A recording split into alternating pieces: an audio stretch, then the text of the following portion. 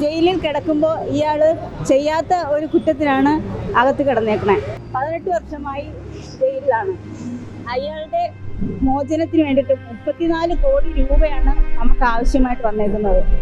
സൗദിയിൽ വധശിക്ഷയ്ക്ക് വിധിക്കപ്പെട്ട് ജയിലിൽ കഴിയുന്ന കോഴിക്കോട് ഫറോക്ക് സ്വദേശി അബ്ദുറഹീമിന്റെ മോചനത്തിനായി കേരളം മുഴുവൻ ഒരുമിച്ച് കൈകോർക്കുകയാണ്. ഇനി 4 ദിവസം മാത്രമാണ് അബ്ദുറഹീമിനെ വധശിക്ഷയിൽ നിന്നും മോചിപ്പിക്കാൻ മുന്നിലുള്ളത്. 34 കോടി രൂപയാണ് അബ്ദുറഹീമിന്റെ മോചനത്തിനായി വേണ്ടത്. എൻ്റെ പേര് ജെന്നി എന്നാണ്.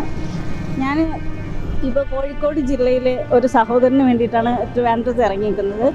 സോഷ്യൽ മീഡിയയിലുള്ള എല്ലാ സുഹൃത്തുക്കളും ബോബി ചെമ്മന്നൂർ, ഫിറോസ് കുന്നംപറമ്പിൽ, അഡ്വക്കേറ്റ് ഷമീർ കുന്നമംഗലം, അങ്ങനെ നിരവധി പേര് ഇറങ്ങിയിട്ടുണ്ട് ഈ ദൗത്യത്തിന് വേണ്ടിയിട്ട്.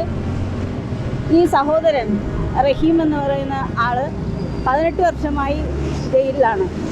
അയാളുടെ മോചനത്തിന് വേണ്ടിയിട്ട് 34 കോടി രൂപയാണ് നമുക്ക് ആവശ്യമായിട്ട് വന്നേക്കുന്നത്. ഇത് കൊടുത്താൽ മാത്രമേ ഇദ്ദേഹത്തിന് നാട്ടിലെത്തിക്കാൻ കഴിയുള്ളൂ.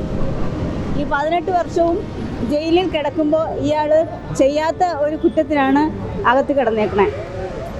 ഒരു ഉമ്മ, ഇതാണ് ഇദ്ദേഹത്തിൻ്റെ ഉമ്മ, ഇത്രയും പ്രായമായ ഉമ്മ. ഇനിയിപ്പോൾ 4 ദിവസമേ ഉള്ളൂ ഇയാൾക്ക് തൂക്കിലേറ്റാൻ വേണ്ടിയിട്ട്. അതിനു മുമ്പേ നാട്ടിൽ കൊണ്ടുവരാൻ വേണ്ടിയിട്ട് എല്ലാ ജീവകാരുണ്യ പ്രവർത്തകരും പൊതുപ്രവർത്തകരും എല്ലാം രംഗത്ത് ഇറങ്ങിയിട്ടുണ്ട്. ഇപ്പോൾ ഇനി കുറച്ച് ഒരു 14 കോടിയോളം രൂപയും കൂടെ ആവശ്യമായിട്ട് വന്നിട്ടുണ്ട്. അതിനു വേണ്ടിയിട്ടാണ് ട്രിവാൻഡ്രത്ത് ഞാൻ ഇറങ്ങിയിട്ടുള്ളത്.